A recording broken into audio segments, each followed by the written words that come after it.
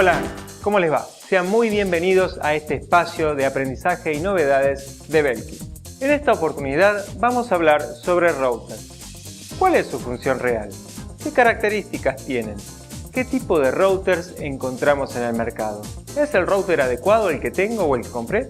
Para empezar a entender qué es un router, deberíamos comenzar diciendo que no es esa caja que solo nos da la conexión a Internet.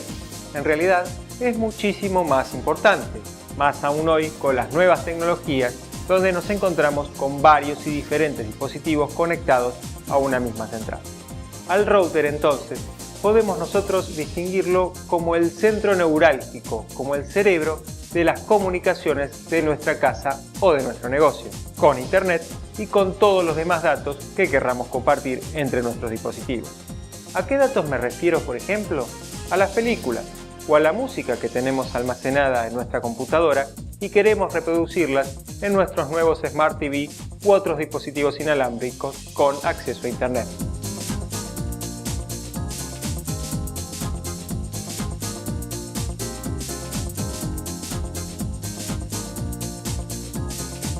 Seguramente muchos me dirán, yo ya tengo un router, quizás este me sirva, pero para explicarles puedo comentarles que existen varios tipos y varias calidades diferentes de router. Entre los diferentes tipos de router que podemos encontrar, los que quizás más abundan son los modem routers, que son los que entregan los proveedores de Internet, como por ejemplo las telefónicas o las compañías de videocable. Esta clase de routers lo que nos permiten solamente son las conexiones de varios dispositivos a Internet vía Wi-Fi, pero para ciertos otros usos, como por ejemplo el trabajo en red, compartir datos o reproducción de video, lo que se conoce como streaming desde una PC a un Smart TV, hacen que estos equipos se queden a mitad de camino, ya que su conexión empieza a decaer cuando la cantidad de tráfico de datos es mayor.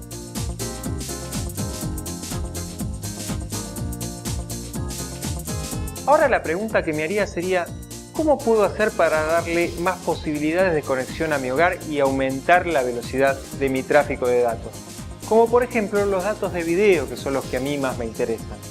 Esto se resuelve adquiriendo otro tipo de router, que entre sus características nos da la posibilidad y la capacidad de compartir datos de mayor ancho de banda, o sea, más cantidad de información con más velocidad de conexión. Al momento de decidir qué router comprarnos, entendamos que se van a diferenciar por dos características que son primordiales: la velocidad de conexión por un lado y la cobertura de la señal por el otro. Esto quiere decir hasta dónde va a llegar a cubrir esta señal de Wi-Fi. En principio, nos vamos a encontrar con los routers más básicos que ya no se utilizan tanto, que son los de tecnología G, con una velocidad apta para navegar por la web, pero para reproducción de video HD, por ejemplo, entre dispositivos Wi-Fi, en realidad ya deja de ser útil.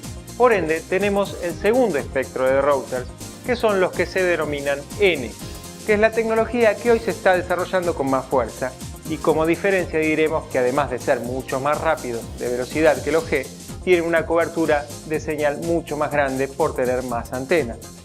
Ahora bien, sabiendo que los routers N son los más adecuados a nuestras necesidades de conexión, deberíamos pensar cuántos modelos de routers N existen. ¿Cuál es el que necesito para mi casa o para mi oficina? Para comenzar, por los más básicos, encontramos a los N150, que se llaman así porque su velocidad de conexión Wi-Fi es de 150 megabits.